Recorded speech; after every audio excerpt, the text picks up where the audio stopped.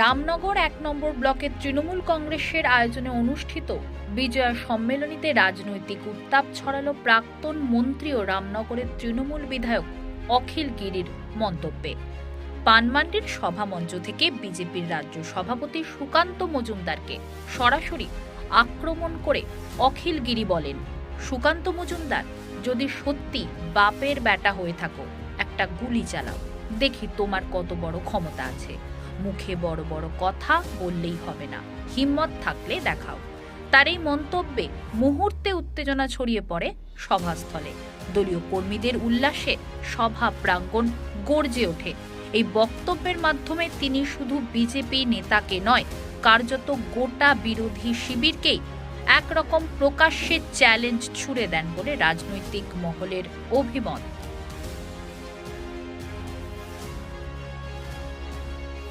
তখন এসআইআর এর নির্বাচন কমিশনের নেতারা বলছেন, এসে কমিশনের লোকেরা দাঁড়ান দাঁড়ান, বিজেপির লোকেরা বলছেন এই তো হলো, এই তো নোটিশ হচ্ছে, এই তো করে দেওয়া হবে।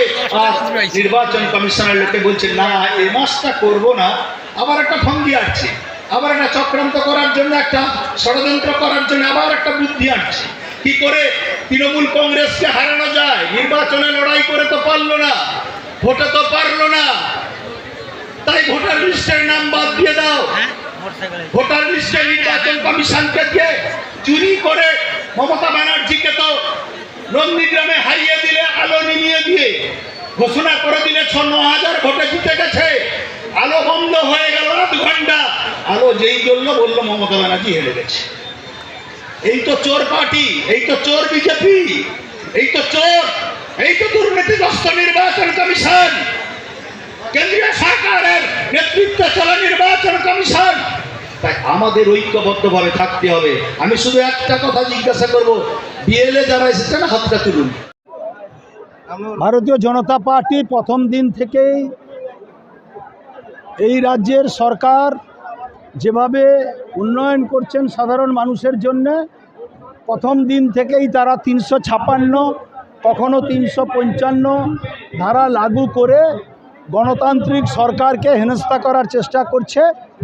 তাই এসআইআরের ক্ষেত্রেও ওরা জানে যে অন্যায় কাজটা করছে, সেই কাজের জন্যে সাধারণ মানুষ বিস্ফোরণ ঘটাবে পশ্চিমবঙ্গের। তার জন্যেই কখনো বলছে গুলি চালাবে, কখনো বলছে ৩৫৬ ধারা জারি করবে। ৩৫৬ ধারাটা এটা ভারতীয় জনতা পার্টি তৈরি করেনি, এটা সংবিধানের বি.আর. আম্বেদকরের তৈরি করা সংবিধান। এটা অত মামার বাড়ির আবদার নয়, যখন তখন ৩৫৬ ধারা জারি করা যাবে। ভবানীপুরে মমতা বন্দ্যোপাধ্যায়কে হারাবেন শুনতে দেখি ২৬-এ। সেটা নির্বাচনে কে কোথায় দাঁড়ায় দেখা যাক, কখন হারবে কখন জিতবে সেটা দেখা যাবে। নির্বাচনে যখন লড়াই হবে তখন দেখা যাবে।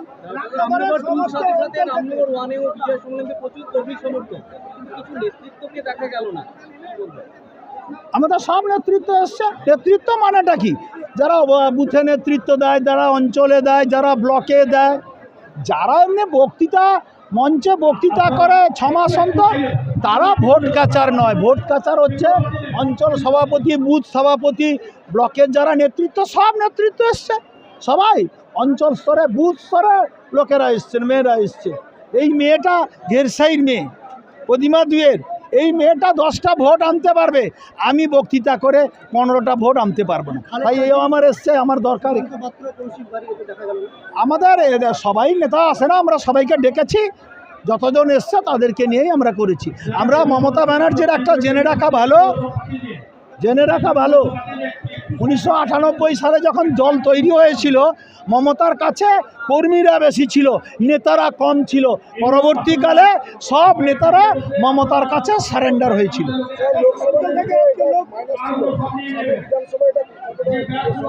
আমরা এবারে বিধানসভায় আমার ধারণা আমরা 20,000 ক্রস করে যাব। আমরা এর আগেও বিধানসভায় হেরেছিলাম, সেই বিধানসভাকে 5 বছরের মধ্যে আমরা সে ভোট ছাড়িয়ে আমরা 15,000 ভোটে জিতেছিলাম। তাই আমরা ভোট কেমন করে আনতে হয় সেটা আমরা জানি। অনেক দাবি করছেন যে রামনগরে 2026 সালে আপনি আবার প্রার্থী। আমি জানি না, প্রার্থী মমতা ঠিক করবেন। মমতা যাকে প্রার্থী দেবে সে দলের প্রার্থী আমি ঠিক করি না। এখানে চিৎকার চেঁচামেচি করে লাভ নেই। যারা প্রার্থী হতে চান কি যারা বলছেন তারা মমতার কাছেই যান। এসআইআর চালু হলে, নোটিফিকেশান হলে আমাদের দল, সর্বভারতীয় দল, আমাদের যে দল যে নির্দেশ দেবেন সেই মতোই আমরা নিচু স্তরে কর্মীদের সেই নির্দেশই দেবো। তৃণমূল সুপ্রিমো মমতা বন্দ্যোপাধ্যায় জানাচ্ছেন যে আগামী নভেম্বর মাস থেকে এসআইআর এর বিরুদ্ধে লাগাতার পথে নামবেন। হ্যাঁ, কীভাবে নামা হবে সেইটা পদ্ধতিটা